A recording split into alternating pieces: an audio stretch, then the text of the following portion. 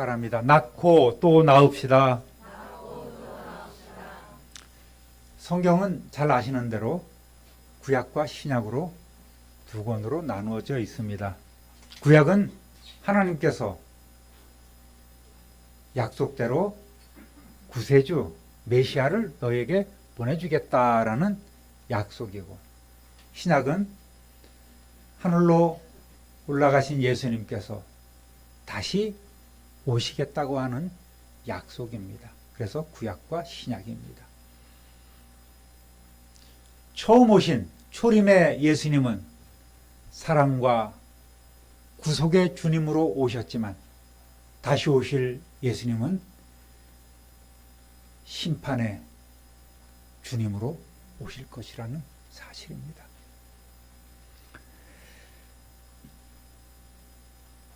이 신약과 구약의 중심에 바로 예수 그리스도께서 계십니다.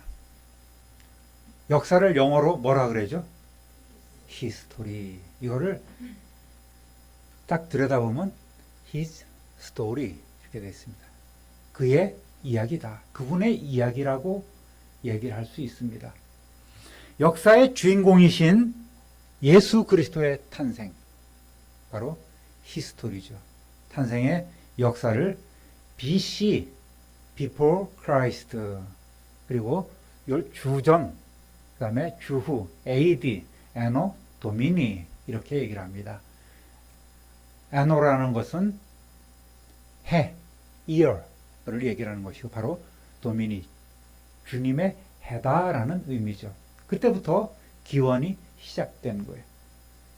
성경에는 예수님의 족보가 두 군데 나옵니다. 첫 번째는 오늘 본문인 마태복음 1장에 기록이 된 하향식 족보죠.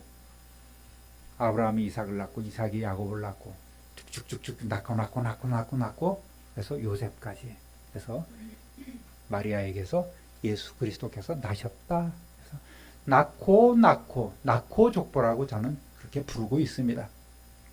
그리고 또 한 곳은 누가복음 3장 23절부터 38절에 나오는 상향식 족보. 위는, 그 위는 누구? 그 위는 누구? 예를 들어서 요셉의 위는 헬리오, 헬리의 위는 마따시오, 이렇게 쭉쭉 해서 나중에는 그 위는 아브라함이요, 또 그 위는 올라가서 아담이요, 그 위는 하나님이시라라고까지 이렇게 하나님께까지 올라가는 위로 족보가 있습니다. 위는 족보라고 저는 그래서 부르고 있습니다. 무슨 족보와 무슨 족보요? 낳고 족보와 위는 족보. 그 위는 누구 이렇게 두 가지가 있습니다. 여러분 가끔 그런 경험을 할 거예요. 모처럼 저 목사가 맨날 성경 읽으라고 쪼아대니 집사권서 체면에 안 읽을 수는 없고, 오늘부터 내가 새로운 마음으로 창세기를 읽어야지 쫙 하고 창세기 읽습니다. 출애굽기도 그럭저럭 나갑니다. 근데 레위기에서 딱 막히잖아요. 항상 레위기에 어려워요. 뭐 제사도 많고 뭐가 뭔지 당최 모르겠고, 그러니까 아이 안 되겠다, 예수님 탄생하신 신약부터 바로 읽어야지 하고 이제 마태복음 딱 있습니다. 마태복음 딱 들어가니까 거기서부터 무슨 이름들이, 이게 발음하기도 어려운, 이 발음이 아니라 발음하기도 어려운 이 족보들이 계속 나오니까 아유, 하나님의 뜻이 아닌가 보다 하고 성경을 딱 덮는 일들이 종종 있는 걸 저는 많이 봅니다. 다음에 읽어야 되겠다. 이러다 보니까 자꾸만 미뤄지는 거예요. 평생 예수 믿었는데 평생 성경 통독 한번 하지 못하신 분들이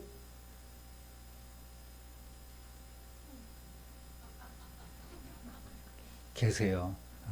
예. 올해도 성경 읽으십시오. 근데 바이블 마스터라고 제가 거창한 이름을 붙여드리고 첫 해 3년 동안은 패까지 만들어 드렸어요. 근데 점점 시들어지는 거예요. 많이 나갈 때는 주일학교 애들까지 읽어서 33분, 34분까지 읽은 적이 있어요. 그때 올해는 7분밖에 성경 통독이. 그러니까 어떤 직분을 맡고 또 때 됐으니 집사도 되고 또는 권사도 되고 안수집사도 되고 장로도 돼야 되는데 그런 욕망은 있는데 성경을 읽지 않으니 참 부끄러운 일 아니겠습니까? 그런데 그런 직분은 또 받고 싶어하는 것이 사람의 마음이잖아요. 목사는 단위에서 여러분 말씀 붙잡고 기도해야 됩니다. 성경을 안 읽으니 말씀을 어떻게 붙잡고 기도를 해요? 성경을 안 읽으니 어떻게 하나님의 음성을 듣고 하나님의 뜻을 파악할 수 있겠습니까? 이것이 오늘 현대를 살아가는 성도들의 심각한 문제인 거예요. 말씀이 멀어지니 그 말씀대로 살아가지 못하고 하나님의 뜻을 깨닫지 못하고 희미해져 가고 성경 공부합시다. 이단 사이비에 미혹돼서 넘어가는 일들이 많이 있는 거예요. 여러분, 옆에 분하고 손잡고 한번 권하실까요? 우리 성경 꼭 읽어봅시다. 네? 근데 이렇게 생각하는 분도 있을 것 같아요. 내가 성경을 읽지 안 읽냐? 내가 뭐 굳이 성경 읽었다고 교회에다가 주보에 올리고 보고하고 나는 그렇지 않다. 나는 얼마나 겸손한데. 나는 겸손해서 이런 거 나타내고 싶지 않아. 나는 성경 읽어. 그런 분들이 있어요. 이것처럼 뭐한 분이 없어요? 교만한 분이 없어요. 아셔야 돼요, 여러분.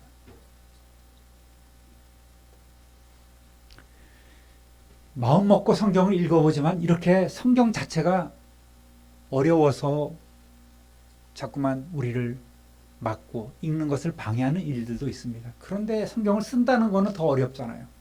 근데 성경을 쓰신 분이 있다는 것 아니겠습니까? 또 쓰고 계신 분이 있다는 것 아니겠습니까? 놀라운 일이죠. 여러분, 예수님의 낳고 이런 것을 다 극복하고 뭐 무슨 제사가 어떻고 누가 어떻고 무슨 지파가 뭐 몇 명이고 이런 거 다 극복하고 결국 바이블 마스터가 된 분들이 참 위대해 보이고 감사합니다. 그분들에게 정말 박수를 드리고 싶어요. 올해 바이블 마스터 되신 분들에게 다음 주에는 푸짐한 선물을 드리도록 하겠습니다. 여러분, 이 족보를 잘 들여다보면 우리가 많은 것을 깨달을 수 있어요. 의미 없이 이름을 나열해 놓은 족보가 아니란 얘기입니다. 사람들은 족보를 통해서 과거, 자기의 뿌리까지 알 수 있어요. 여러분 가운데 혹시 왕족이 계십니까? 조선 왕조, 뭐 고려 왕조, 신라, 박씨, 김씨, 석씨 왕족 계십니까?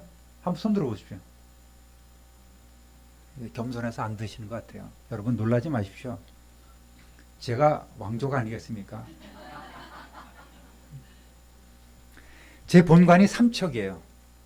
삼척 긴가예요. 많이 들어보지는 않았죠. 김해 김씨나 밀양박 씨, 전주희 씨처럼 유명한 그런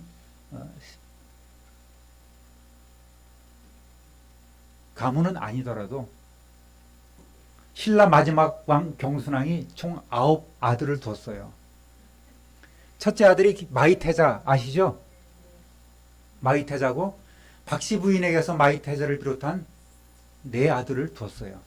그리고 왕건에게 나라를 바치면서 왕건의 딸 낙랑공주와 결혼을 했단 말입니다. 그래서 5왕자를 둬요.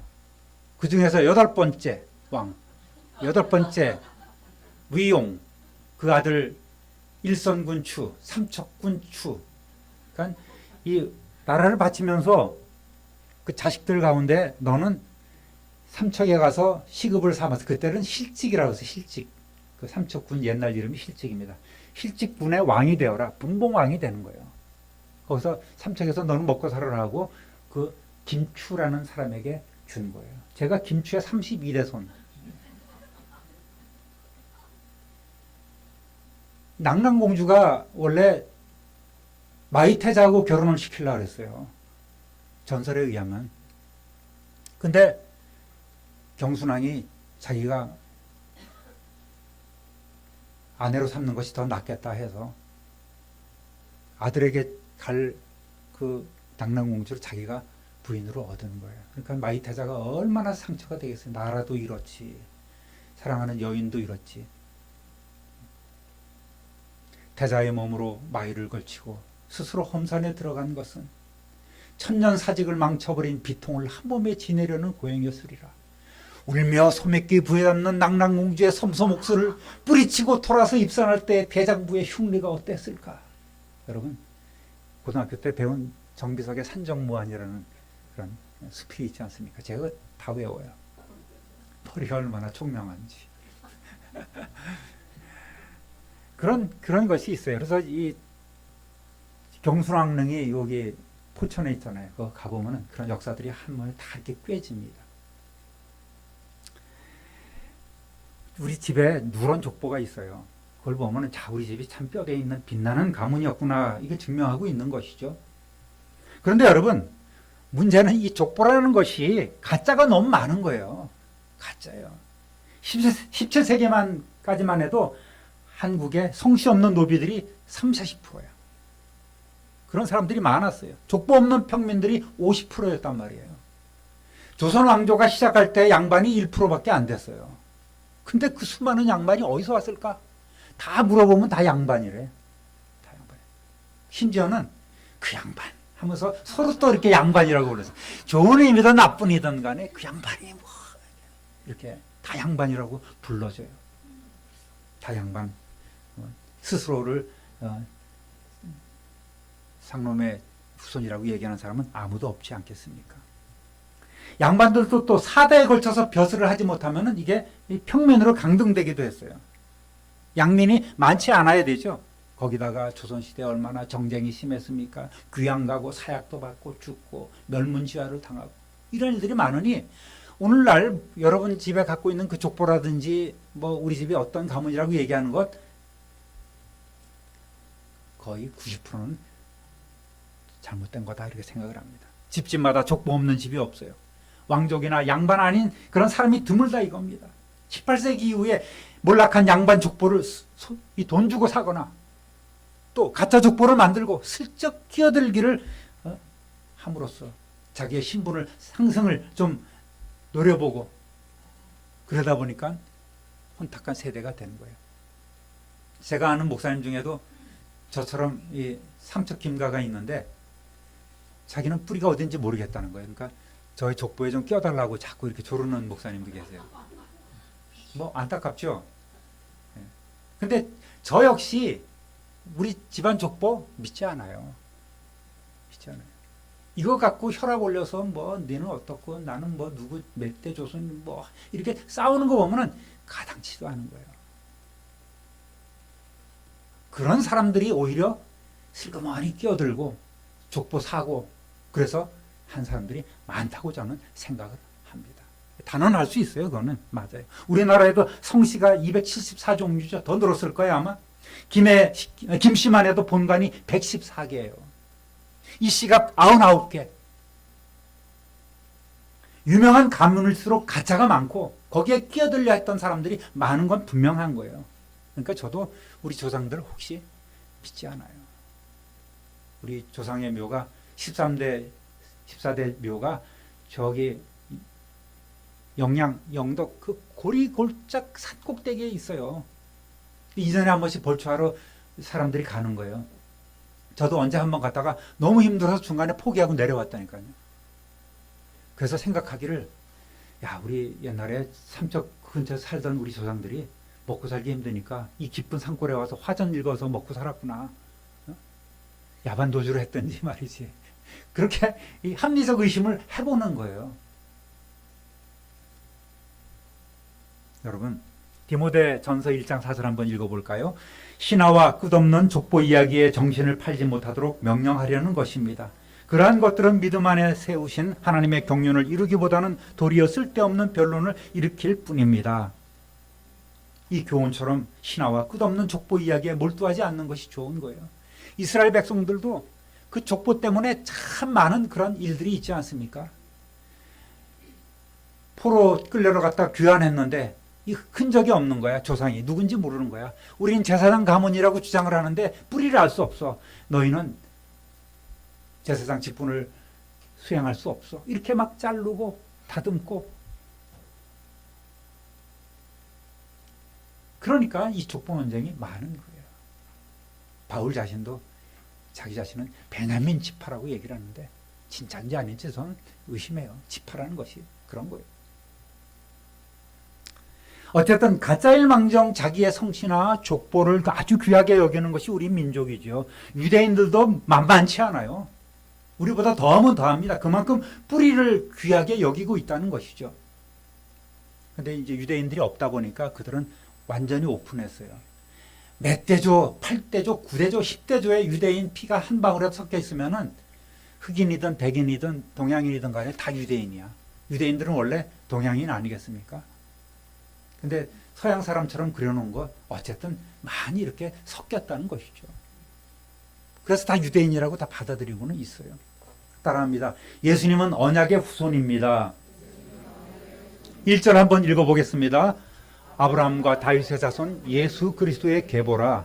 여기서 두 명의 조상이 거론되죠. 아브라함과 그 다음에 다윗이 거론됩니다. 먼저 아브라함은 이스라엘 민족의 시시조입니다. 믿음의 조상으로까지 추앙을 받는 인물이죠. 그리고 다윗은 이스라엘 왕국의 기초를 놓고 크게 일으켰던 위대한 왕이었습니다. 예수님이 그분의 후손이라는 거예요. 그걸 전제로 딱 해놨습니다. 그런데 여러분, 이 마태복음의 저자인 마태의 의도가 예수님이 훌륭한 분의 후손이라는 것을 밝힘으로써 유대인의 왕으로 오신 예수님의 정통성을 강조하려는 게 아니라는 거예요. 그런 의미에서 마태복음을 쓰지 않았다는 것입니다. 아브라함은 갈대아 우르에서 우상을 만들어 팔며 숭배하던 데라의 아들이었습니다. 하나님께서 비록 노아의 아들 가운데 축복의 조상 셈의 후손이긴 했지만 우상 한가운데 살던 평범한 사람 아브라함을 구별해 내셨어요. 그리고 하나님의 원대한 비전을 그를 통하여 이루어 가시기로 작정하셨습니다. 잘 알고 계시듯이 아브라함은 완벽한 사람이 아니었습니다. 허물과 실수투성이의 사람이었어요. 겁쟁이의 거짓말장애입니다. 아내를 2번씩이나 팔아버린 아주 이기적인 사람이었다는 것이죠. 그런 아브라함이 무슨 선한 일을 많이 해서 하나님께서 그를 불러내신 것이 아니란 말입니다. 다만 그는 하나님의 부르심에 무조건적이고 절대적으로 순종을 할 줄 알았기에 하나님께서는 부족하지만 그를 택하시고 그를 다듬어서 쓰신 거예요. 그는 사랑하는 독자 이삭까지 하나님 앞에 드렸습니다.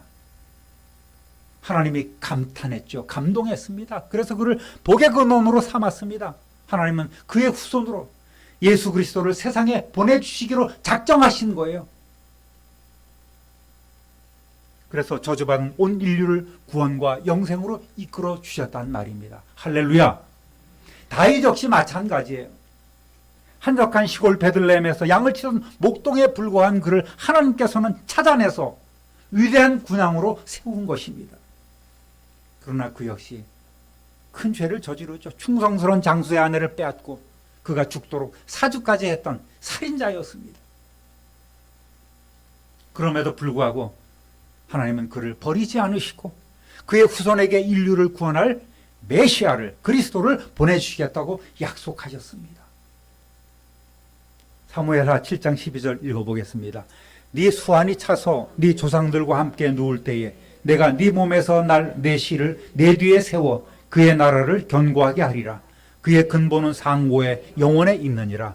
요한복음 7장 42절 성경에 이르기를 그리스도는 다윗의 씨로 또 다윗이 살던 마을 베들레헴에서 나오리라 하지 아니하였느냐 하며. 아멘. 그리고 그 약속대로 예수 그리스도께서 아브라함과 다윗의 후손으로 탄생하심으로 구원 역사의 족보 제일 위에 그 이름을 올려놓을 수 있게 된 것이죠. 부족하지만 이 아브라함, 다윗을 하나님께서는 당신의 열심으로 사용해 주셨다는 말입니다. 하나님께서는 오늘 예수 그리스도를 세상에 보내주시고 그리스도, 죄로 인해서 죽을 수밖에 없는 저와 여러분을 위해 십자가에서 죽게 하심으로 우리를 당신의 자녀로 삼아주신 것은 저와 여러분이 특출나기 때문이 아닙니다. 아주 존귀해서가 아니에요. 다만 우리의 믿음을 통해서 우리의 가정과 가문이 구원받고 내 이웃도 구원받고 자녀가 구원받고 우리가 만나는 모든 사람들이 구원받도록 우리를 당신의 도구로 사용하시려고 우리를 택해 주신 것입니다. 여러분, 이것이 하나님의 사랑입니다. 이것이 하나님의 열심입니다.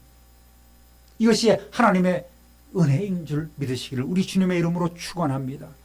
저와 여러분으로 인해서 부모, 형제, 자녀뿐만 아니라 일가 권속들이 우리가 만나는 이웃 모두가 구원받는 은혜를 받으시기를 다시 한번 우리 주님의 이름으로 축원합니다.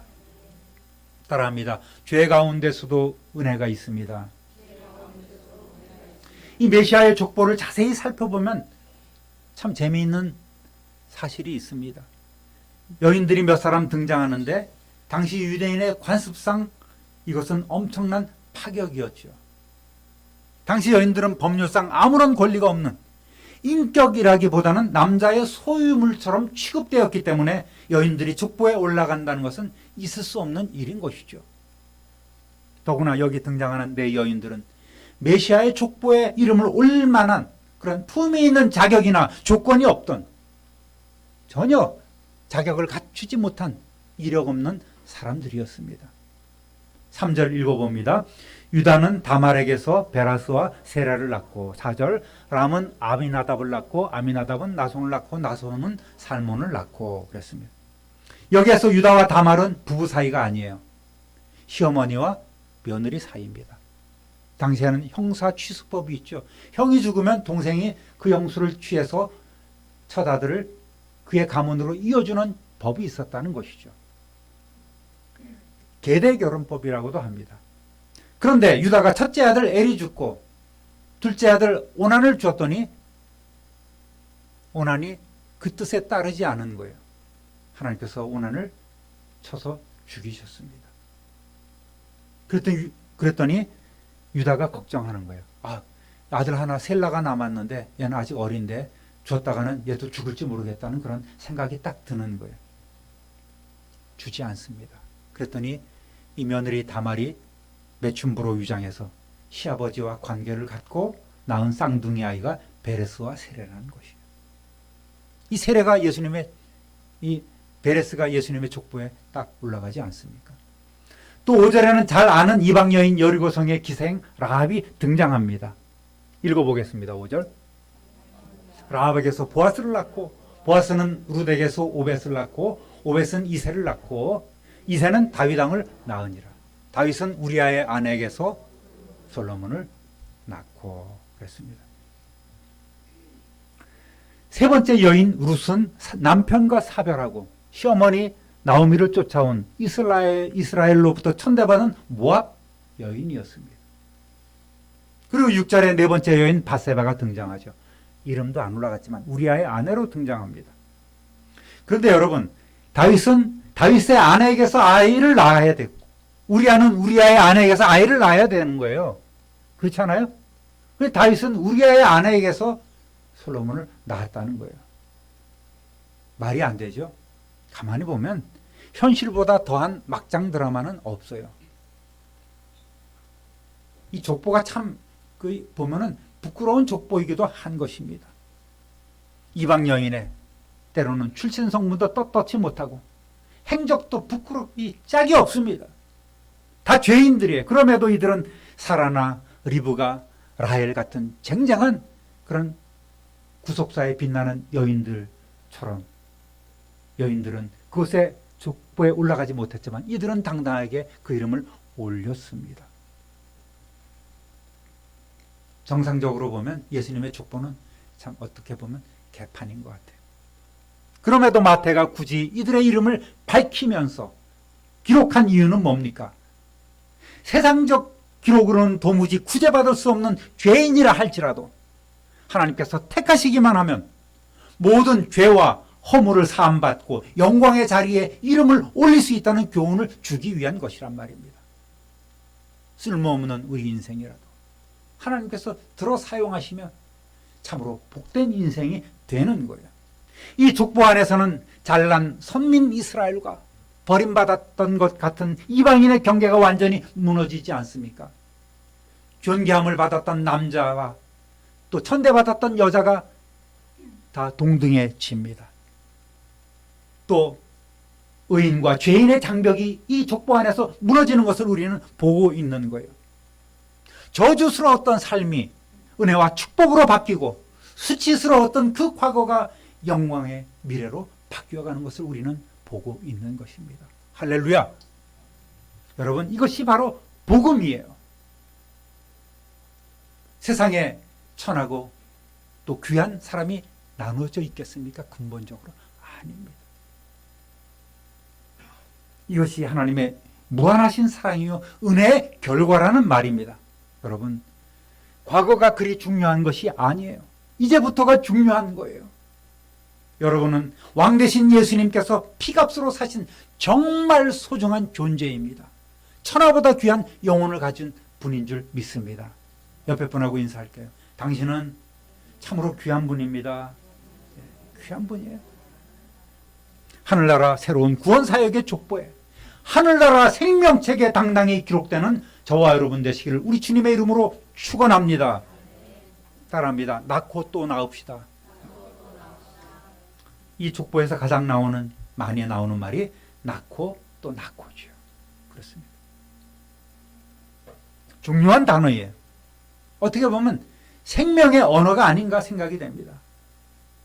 여러분, 족보나 묘비를 이렇게 보면은 태어난 날인 생이 있고 죽은 날인 몰이 있습니다. 생몰 이렇게 묘비에 항상 기록이 됩니다. 여러분이 몇 살 살다가 죽었다는 것은 복음이 아니에요. 예수님이 세상에 왔다가 죽었다, 이것도 복음이 아닙니다. 태어나서 한 번 죽는 것은 정해진 이치란 말입니다. 여러분, 오늘 서두에 말씀드렸듯이 히스토리의 주인공은 누구예요? 예수 그리스도예요. 역사의 주인 되시는 구주 예수님의 구원 역사에 동참하는 저와 여러분 역시 작은 우리의 나름의 히스토리를 써가야 합니다. 그 역사를 이루어 가야 합니다. 그것이 하나님의 뜻인 거예요. 생명을 잉태하고 낳고 또 낳는 것이 저와 여러분을 택하시고 부르신 하나님의 진정한 뜻인 줄 믿으시길 바랍니다. 어떻게 자녀를 낳을 수 있어요? 나이가 많은데 우리는 전도로 자녀를 낳아야 합니다. 믿음의 자녀들을 많이 낳아야 돼요. 힘 닿는 대로 순풍순풍 낳는 저와 여러분 되시기를 우리 주님의 이름으로 부탁드립니다. 그리고 그들을 믿음으로 양육해 가는 거예요. 이것이 우리에게 주신 사명인 것입니다. 믿지 않는 자녀들은 믿음의 자녀로 다시 낳으시길 바랍니다. 오늘 여기에 나온 우리 자녀들도 있지만 그 어머니들이 얼마나 평소에 눈물로 기도하는지를 여러분 아시길 바랍니다. 또 이 자리에 나오지 않는 자녀들도 있어요. 그 자녀들도 여러분의 부모가, 여러분의 어머니가 얼마나 눈물 흘려 가슴을 치면서 기도하는지를 꼭 깨달아 하시길 바라겠습니다. 여러분, 거듭난 하나님의 자녀가 되도록 우리 기도하는 어른들이 되어야 합니다.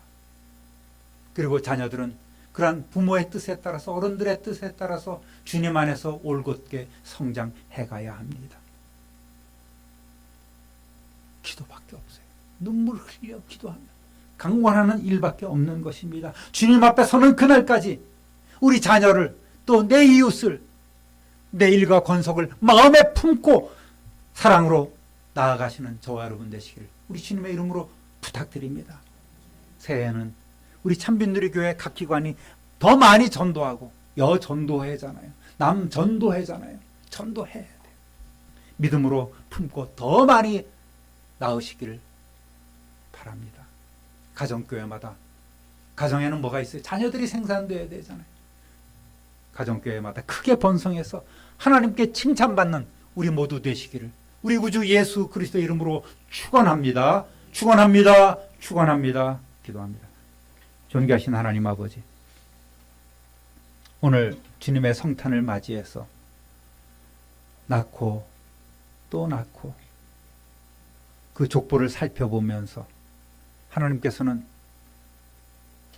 아무리 쓸모없는 인생이라 할지라도 택하시고 구원 역사에 사용하여 주시고 하나님의 비전을 이루어 가시는 것을 오늘 저희들이 보았습니다.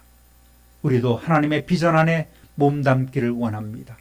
역사의 진정한 주인이신 예수 그리스도처럼 우리도 작은 예수 그리스도의 작은 예수의 역사를 써내려갈 수 있도록 성령 하나님 우리를 주장하여 주옵소서.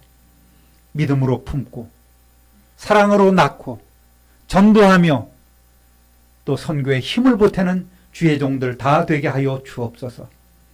우리 자녀들도 주님 안에서 올곧게 성장하며 위대한 하나님의 뜻을 이루어드리며 주님의 나라와 이 나라에 크게 쓰임받는 훌륭한 일꾼들로 성장케 하여 주옵소서. 감사와 찬송과 영광을 하나님께 돌리옵고 우리의 능력이신 예수 그리스도의 이름으로 축복하며 기도드립니다.